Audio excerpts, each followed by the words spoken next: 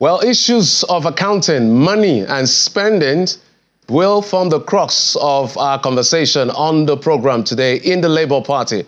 As a matter of fact, that issue has actually generated a lot of controversy within the leadership of the Labour Party when the National Treasurer, now suspended by the National Working Committee of the party, actually alleges that Mr. Julius Abure, who is the national chairman of the party, she alleges and accuses him of things ranging from misappropriation of funds, embezzlement. She even alleges issues of signature forgery, high-handedness, and all of that. So at some point, I'm going to show you some of the slides of all of this. So that's why we are. That's it. So that's you see Mr. Abure on the left and Oluchi Opara, who is the national treasurer of the party.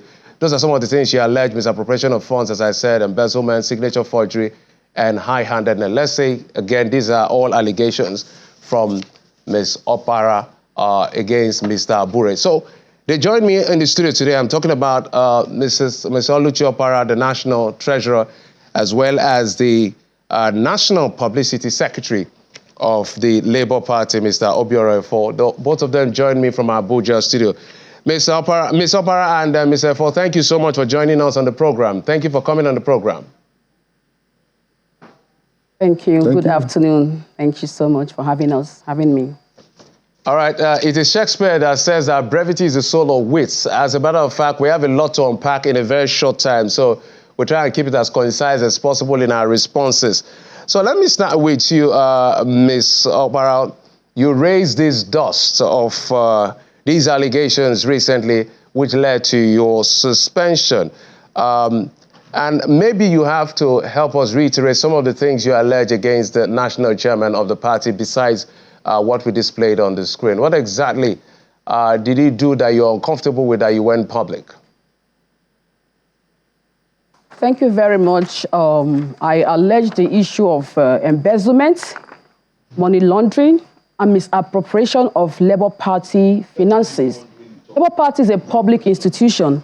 And I also allege the issue of forgery that happened with our account number 1010-984346. And this forgery happened because the national chairman died on the 29th of December 2020. Then from 28th of February to 7th of March, the national chairman of our party, Julius Abure, forged his signature to withdraw money from that account. Yes, as at that time, we were looking for a place, somebody to take over the party. That was when Madam Lebeke Maria came on board. But unfortunately, I want to disappoint everybody that Maria Lebeke did not have access to that account until March of 2021. And these are my letters, because national chairman was on air this morning flagging waiving document. Please, I would love for you people to zoom into this document that I have. I would love for it to be zoomed. These are my documents that I wrote to national chairman demanding accountability.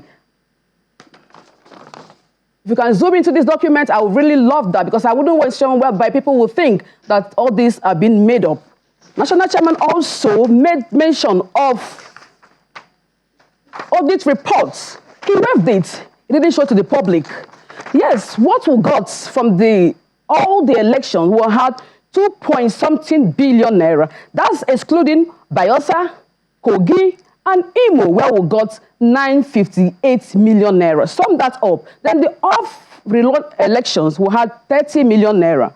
Then this Edo election, we've gotten over 200 million naira. So sum that up. Does that make sense to us Nigerians? I want Nigerians to know that if you fight corruption, corruption will come back clapping at you. But I want Nigerians to trust me on this, to believe me, because I am in the right position to say what I am saying, that corruption has eaten deep into Labour Party. All right, Ms. Opara, let's switch gears now to Ms. Ifo, who is sitting by your side, Publicity Secretary of the Labour Party. I'm sure you heard all she said. Are you privy to this information? Was there any time she raised this alarm? And what was done?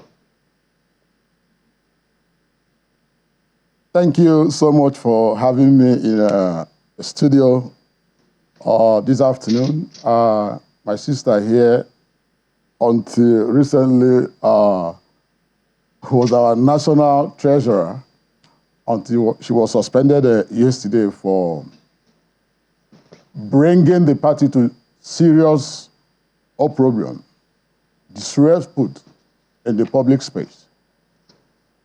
The issue of embezzlement that she raised has no basis at all. She has just changed her statement from saying that we got 3.5 billion on the sale of forms for 2003 elections. Thank God she has also expanded it now. She has just agreed that it was 2-point-something billion. That tells you the character of the person we are dealing with. But we are not going to let it lie low, because if you go back in the days past, during the era of the late Salam, in 2015, there was an audit in the party that indicted her and late Salam of unilaterally conducting the affairs and finances of the party. I have the evidence here. I will send it to you. Over 20 cases of where our national treasurer here collected money and posted to herself and to the late national chairman without anybody collaborating with them. Let's even go back to the where she was talking about when Abure assumed. Abure assumed office March 29, 2021. And there was someone that was sitting as the acting chairman. Abure was only a secretary, a nominal signatory to the account. The acting chairperson was the one that was signing account with her treasurer. Mr. Ifo, where they stopped it there. Mr. Ifo, just a minute. Mr. Opera, he has raised another issue. I don't know whether you have a quick response to that before we get to some of the merits of the case. I have a quick response. You're free to respond to each other at any point in time, decently, Bo. I'm talking about is that A.A. Salam is late. He can't be here to defend himself. So I want us to give respect to the dead. Talking about that issue, Julius Abure was also in that system. And there are no evidences to prove that monies were transferred to my account. But I have a whole lot of evidence to prove that monies went to Julius Abure's wife's account, to his family's account, to his brother's account, to his personal account. I have all these evidences. I want Nigerians to believe me. Obiora Ilo here is not the right person to. Obiora Ifo is not the right person to respond to these issues because he just joined the party. Abure handpicked him, so I don't expect anything less from him. And I had expected Obiora Ilo, being that he's preaching, Obiora Ifo, being that he's preaching transparency and accountability, he should be able, bold enough to speak up when corruption happens under his nose. But unfortunately, he's hiding it. But anyway, I know that with time, since he knows what I do not know, he'll come and explain to us what he knows that I do not know, because this is my office I'm talking about. So, Mr. Ifo, let's come back to some of the things she has raised. I think, if we understand, let me address one point. Go ahead. Correct one point. We are talking about a forensic audit released in 2015 concerning the affairs and the finances of the party, that the treasurer of the party looted the account of the party. Can you put that up there? It is here. It is here. It is here. It is here. No, it is here. It is here. We don't need to be. We don't need to be. We don't need to. When you shout, you try to block the. Cool down. Somebody is moderating this. You're lying, and you know it. Somebody is moderating.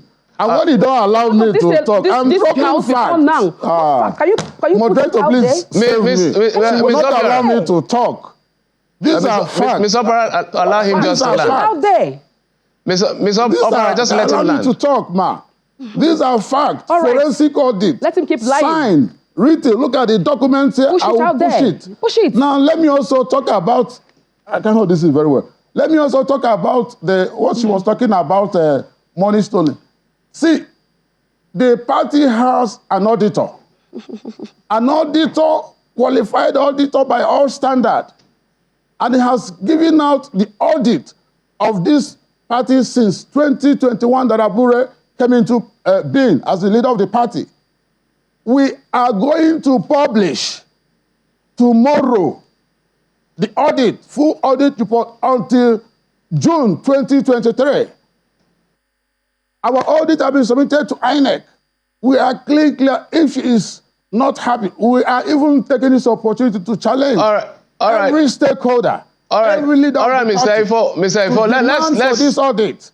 And Mr. do Ifo, their own private investigation on this audit. Hold on, Mr. If I can button on Mr. Ifo. Just a minute. Let me come back to you, Ms. Opara. Was there any time this was raised to you that, about this allegation? Because you have a right to respond, right? You're on live TV.